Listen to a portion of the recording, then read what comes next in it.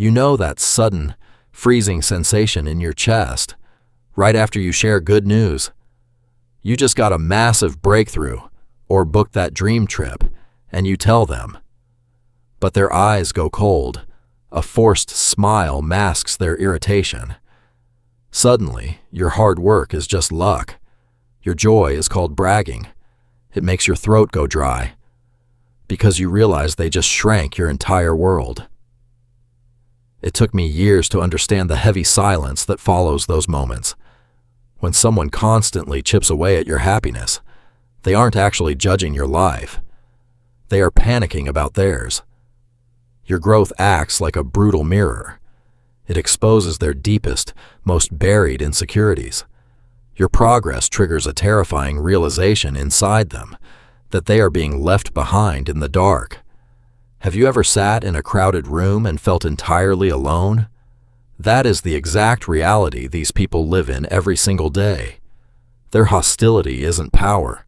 It is a desperate cry for safety. They look at your achievements and feel an icy wave of panic. To them, your success means their complete erasure. It is a quiet, suffocating psychological terror. We need to pull back the curtain on this hidden suffering. Most people think chronic criticism is about accuracy, a genuine desire to point out flaws. But it isn't. It is an emotional shield. A barrier they raise every single time your achievements remind them of the dusty, unhealed corners they refuse to face within themselves. It is pure, raw self-preservation. To truly understand why a human being becomes an emotional sniper, we have to travel backward. We have to look at the very foundation of the human mind. Alfred Adler, a pioneer who walked alongside Freud, believed that every single human begins life with a profound sense of smallness. As infants, we are helpless, dependent on a world that feels overwhelmingly massive. In a healthy childhood, that smallness motivates us to crawl, to speak, and to learn. But when a child's early years are flooded with brutal comparison, emotional neglect, or conditional love, that natural feeling mutates into a permanent inferiority complex. Imagine growing up where your best was never enough, where a perfect score was met with icy silence, but mistakes were punished. Why can't you be more like your sibling? That phrase echoes in their ears for decades. In those quiet, terrifying hallways, a child's mind breaks. They stop trying to grow. They switch entirely into survival mode. They learn a dark, desperate rule. If I cannot climb higher, I must tear the mountain down. They hide behind heavy sarcasm because vulnerability was weaponized against them. Once that psychological shift happens, the soul stops expanding. They no longer see your success as an inspiration. They experience it as a direct, violent threat. According to social comparison theory, an insecure mind registers your joy as a physical blow. Your career leap tells them they are stuck. Your happiness points directly at their emptiness. They cannot celebrate you, because validating your joy means facing their own misery. To avoid that confrontation, they strike first to survive. They use a self-serving bias to reframe their cruelty as a virtue, telling you, "I'm just being honest." But honesty without empathy is just hostility wearing a mask. It is an insecure mind looking for a place to bleed on someone else. You can usually spot these fractured souls through 3 specific psychological profiles. The first is the defensive critic. If you shine, they feel completely invisible. They use biting sarcasm and backhanded compliments just to keep their head above water. They make you feel flawed, just to feel safe. Around them, you are always walking on eggshells.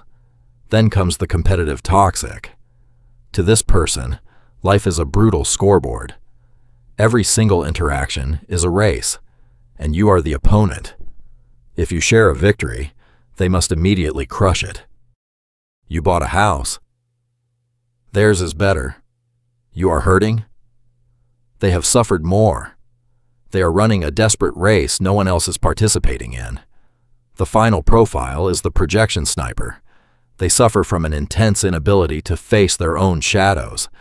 Instead of dealing with their deep inadequacy, they project it onto you. If they secretly feel incompetent, they will constantly call your intelligence into question. They turn your vibrant life into a canvas for their own hidden self-loathing. But there is a much darker, inverted side to this psychology that almost nobody talks about: the savior complex of the covert narcissist. These people don't always look like enemies. In fact, they are often the most supportive person in your life, but only when you are bleeding. They love you when you fail. They comfort you when you break down. The moment you are in the trenches, they feed on your dependency. It makes them feel useful, noble, and safely superior. But look closely at what happens when you finally fix your life. The second you stand up, dry your tears, and achieve something grand, their warmth instantly vanishes. Your recovery robs them of their psychological throne. They don't want you to fail completely, but they desperately need you to stay broken enough to require their guidance. When you outgrow the cage they built for you, their passive-aggressive daggers come out. They will disguise their envy as protective worry, whispering, "Don't get your hopes too high," or, "Are you sure you can handle that pressure?" This brings us to a deeply uncomfortable truth that you must face about yourself. Why do you keep letting them inside your circle? Why do you constantly present your beautiful victories to a person you already know will stomp on them? Psychology suggests this isn't just trauma bonding. It is a hidden form of subconscious collusion. Deep down, you might be using their cruelty to validate your own core wounds. If you grew up believing you were fundamentally unworthy, your brain seeks out familiar environments to confirm that belief. Their harsh judgment feels safe because it matches the hidden self-loathing already living inside your own chest.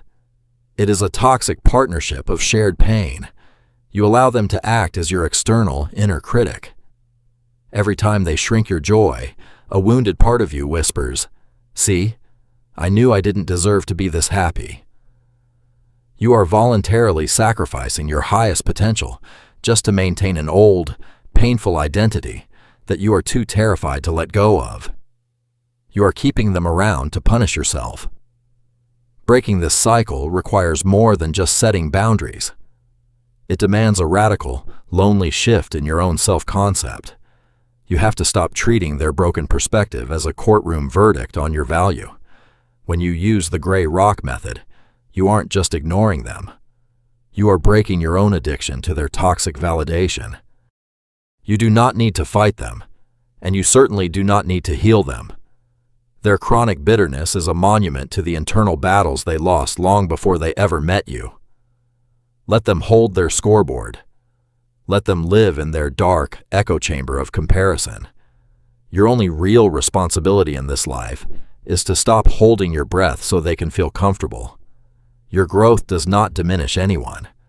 Your confidence is not an attack. The next time they try to cast a shadow over your breakthrough, don't look at your feet. Look at their hands, and notice how tightly they are clinging to their own chains. Protect your light, keep walking forward, and leave their empty race behind.